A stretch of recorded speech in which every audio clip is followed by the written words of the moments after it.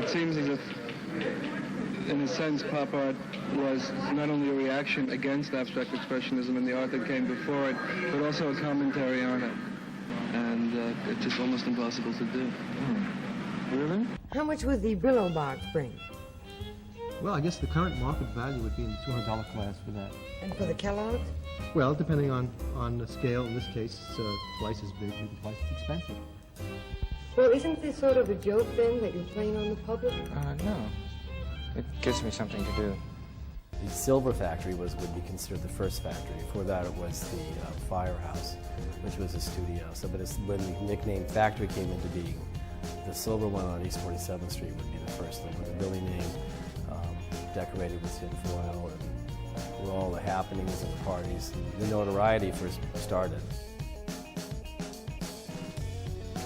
Well, there were a profound series of things, elements that went into place in order for the 60s to happen.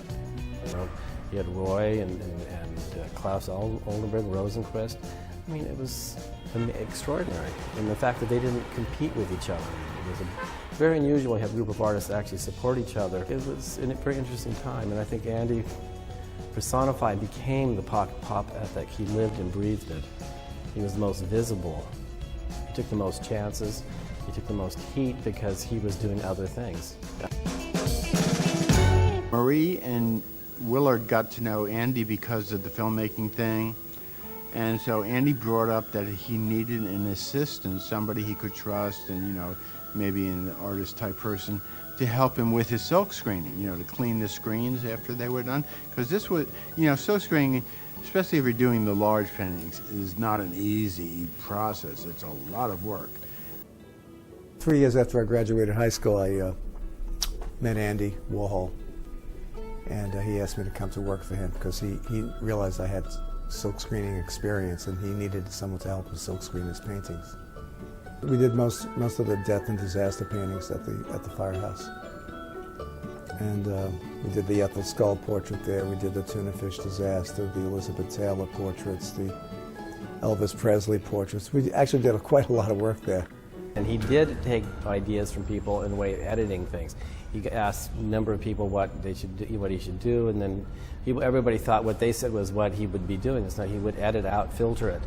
See, it's a filtering process. It's almost like going through a magazine of images. Same thing. When somebody starts talking, he's going to take maybe something of that, something of this. Everything Andy did visually was based on photography, which is true, right? But and photography is like, you know, is the base of his mentality almost, the idea of photographing everything. Andy hated when people sued him. The woman that he did the flowers, you hear that story? Andy got that picture off the House and Gardens magazine, the cover. When the woman found out that that was her photograph, she went to Andy and took him to court and made him pay him, I think she got $10,000 or something like that. Andy had offered her 3 flower paintings. She called up one day and she said to Andy, she said, "Oh, listen, I'm going to give you your money back. I'll just take the 3 flower paintings." And he hung up on her.